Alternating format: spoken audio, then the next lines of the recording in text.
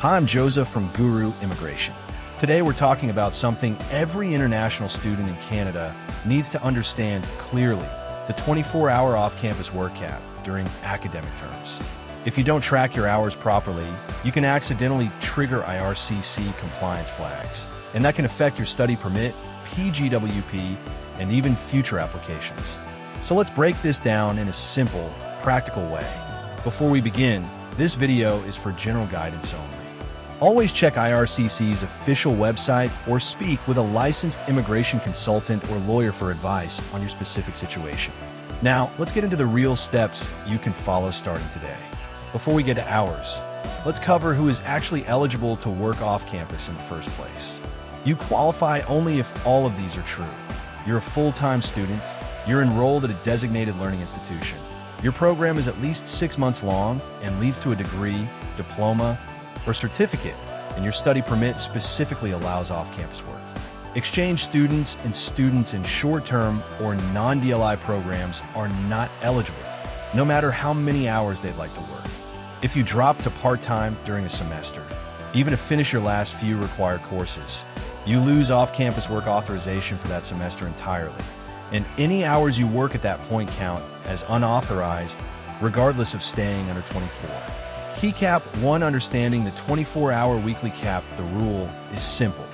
You can work up to 24 hours per week off campus while classes are in session.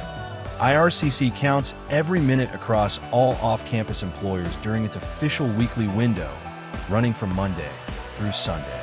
If you work 8 hours on Friday, 8 on Saturday, and 8 on Sunday, that's already 24 hours, even if your employer's payroll cycle runs on a different schedule.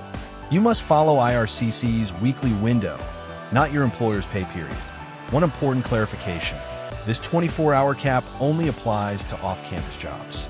Work on your school's own campus, in the library, a campus cafe, a research or teaching assistant role is not capped at all and doesn't count toward your 24 hours.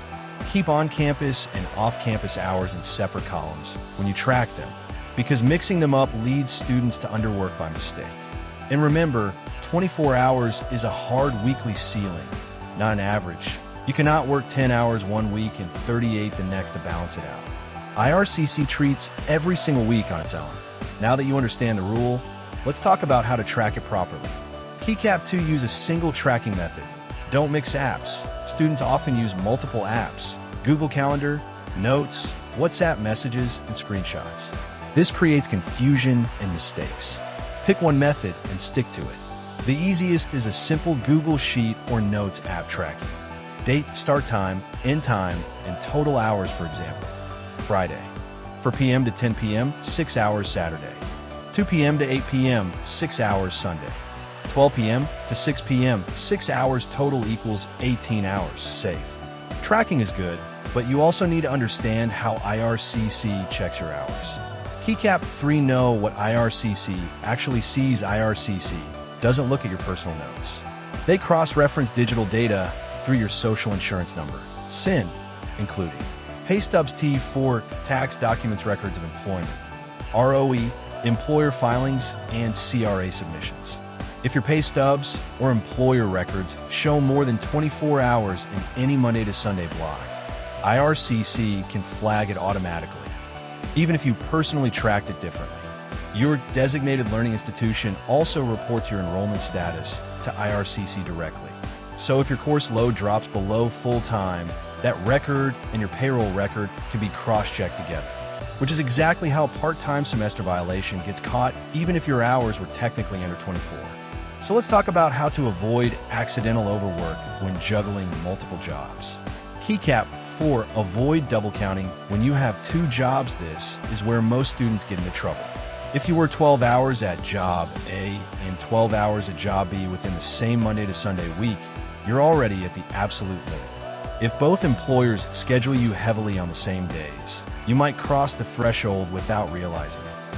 For example, job A, 10 a.m. to 4 p.m., 6 hours. Job B, 5 p.m. to 11 p.m., 6 hours. That's 12 hours in a single day. Spread that across 2 days, and half your weekly cap is gone. Now, let's cover the most important part: how to stay safe. Key cap 5: build a safety buffer. Always keep 2 to 3 hours free. Never plan your week to hit exactly 24 hours. Always leave a 2-3 hour buffer for extra closing duties, last-minute shift extensions, transit delays, or scheduling overlaps. For example, target a maximum of 21 to 22 hours per week. If your manager asks you to stay an extra hour, you're still safely under the legal limit. Key Cap 6 know when the 24-hour cap doesn't apply, there's one major exception every student should know. During a scheduled break, like winter break, summer break, or reading week, the 24-hour cap is lifted completely, and you can work full-time. But IRCC is strict about what counts as a scheduled break. It must last at least 7 consecutive days. It must appear in your institution's official academic calendar. And you must have been a full-time student immediately before the break and be returning to full-time studies immediately after it. A single statutory holiday does not count as a break. Vacation time you take on your own during an active term does not count either. And the gap between finishing one program and starting another does not qualify unless you were enrolled full-time right before it. Key Cap 7, what actually happens if you go over, it's worth knowing the real consequences, not just the general warning. According to IRCC, working more hours than your permit allows is a violation of your study permit conditions. This can mean losing your student status, being refused for a future study permit, work permit, or PGWP, and in serious cases being asked to leave Canada. It's not a small administrative slap. A single overworked month can resurface later when you apply for your permit extension or your PGWP, because IRCC looks at your entire compliance history, not just your most recent application.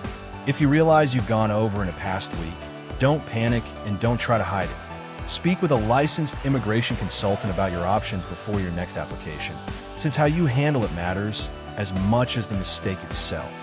Now that you know how to track your hours safely, here's what you should do next. Please share the video with your friends, especially those working multiple part-time jobs. Drop your questions in the comments, and I'll cover them in future videos. Don't forget to like, subscribe, and turn on notifications so you never miss an important update from Guru Immigration. I'm Joseph.